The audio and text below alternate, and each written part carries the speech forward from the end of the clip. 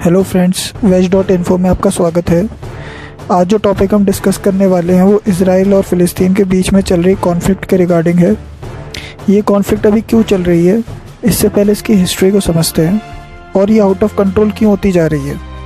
तो ये जो कॉन्फ्लिक्ट है वो आज की नहीं है, ये अराउंड 100 सालों से ज्यूश यानी कि जो यहूदी हैं और अरब यानी जो मुस्लिम्स हैं उसके बीच में चल रही है, जो कि एक ज़मीन के टुकड़े के लिए है जो जॉर्डन रिवर और मेडिटेरियन सी के बीच में पड़ता है, जो कि कंबाइंड आज का इज़राइल और फ़िलिस्तीन है। ये सब साल 1882 से स्टार्ट हुआ और 1948 तक ये जो टाइम पीरियड है, इस टाइम पीरियड के बीच में दुनिया भर से यहूदी फ़िलिस्तीन में इकट्ठा हुए और इस आंदोलन को अलिया के नाम से जाना जाता है। साल 1917 में फर्स्ट वर्ल्ड वॉर के बाद ऑटोमन एम्पायर यानी कि तुर्क साम्राज्य का पतन हो गया और ब्रिटेन ने फ़िलिस्तीन पर नियंत्रण कर लिया। इसके बाद ब्रिटिशर्स ने बेल्फोर डिक्लेरेशन इशू कर दिया, जिसमें यहूदियों को फ़िलिस्तीन में घर बसाने की परमिशन मिल गई और उस टाइम पे फ़िलिस्तीन में अरब्स मेजॉरिटी में थे, तो उन्होंने इसका विरोध किया।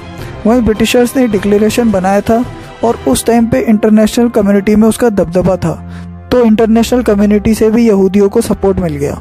इसके बाद यहूदियों ने फ़िलिस्तीन को अपना प्राकृतिक घर क्लेम कर दिया। जेरूसलम यहूदियों के लिए पवित्र स्थान है जो कि फ़िलिस्तीन में ही पड़ता है। साल 1948 में ब्रिटिशर्स कमज़ोर पड़ गए और उन्होंने अपना कंट्रोल फ़िलिस्तीन से वापस ले लिया और फ़िलिस्तीन को सेम इंडिया और पाकिस्तान की तरह इज़राइल और फ़िलिस्तीन में बांट दिया। इस चीज़ का फ़िलिस्तीन ने विरोध किया और उसका सपोर्ट अरबिक कंट्रीज़ ने किया, लेकिन इज़राइल ट्रूप्स ने उन सबको खदेड़ दिया और ख़ुद को एक इंडिपेंडेंट कंट्री डिक्लेयर कर दिया।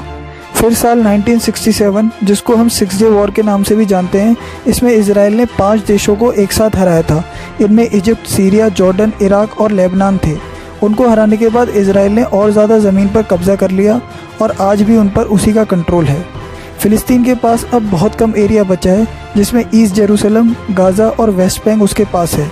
पर गाज़ा में हमास, जो कि एक फ़िलिस्तीनी मिलिटेंट ग्रुप है, वहाँ उसका टोटल कंट्रोल है और वो बच्चों और सिविलियंस को अपना हथियार बनाकर लड़ता है। इजिप्ट और इज़राइल दोनों ही गाज़ा बॉर्डर से लगते हैं, तो ये दोनों देश पूरी तरह गाज़ा की बॉर्डर को टाइटली कंट्रोल करते हैं। इतनी टाइट सिक्योरिटी होने के बाद भी हमास को भरपूर मात्रा में रॉकेट और वेपन मिल जाते हैं। फ़िलिस्तीन ये मानता है इज़राइल के एक्शन और प्रतिबंधों के कारण वो पीड़ित है, वहीं इज़राइल का मानना है कि हिंसा से खुद को बचाने के लिए वो ऐसा करता है। ये तो हिस्ट्री की बात हो गई, लेकिन अब जो कंडीशन चल रही है वो 7 मई 2021 से बिगड़ने लग गई, जब इज़राइल ने अल अक्सा मस्जिद पर रेड कर दी।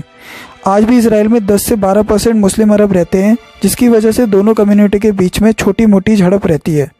इज़राइल ने अल अक्सा मस्जिद में वायलेंस के कारण रेड की क्योंकि वहाँ से पत्थरबाजी चालू हो गई थी, लेकिन अल अक्सा मस्जिद मुस्लिम्स के लिए मक्का मदीना के बाद एक पवित्र स्थान है और उनका ये मानना है कि प्रॉफिट मोहम्मद उसी मस्जिद से अल्लाह से मिलने गए थे। रेड के बाद माहौल और बिगड़ गया और हमास ने इसका फ़ायदा उठाते हुए इज़राइल पर रॉकेट्स की बारिश कर दी।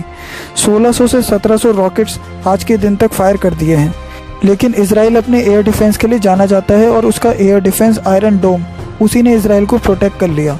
लेकिन एयर डिफेंस सिस्टम 100% एक्यूरेसी नहीं दे सकता, तो कुछ रॉकेट्स इज़राइल में जा गिरे, जिससे 6 लोगों की मौत हो गई, जिसमें एक इंडियन नर्स भी थी। अब ऐसे में इज़राइल में अलर्ट जारी हो गया है और इज़राइली मिलिट्री ने फुल प्रूफ प्लान बना लिया है गाज़ा में एक्शन करने का, ताकि वो हमास को और पीछे धकेल सके, क्योंकि हमास के पास शॉर्ट रेंज रॉकेट्स हैं। तो अगर इज़राइल गाज़ा को अपने कंट्रोल में कर लेगा तो इज़राइल उतना ही सेफ हो जाएगा। होप आप सबको ये वीडियो इन्फॉर्मेटिव लगी होगी। प्लीज़ कमेंट करके बताइए कि इंडिया को किसको सपोर्ट करना चाहिए। Thanks for watching.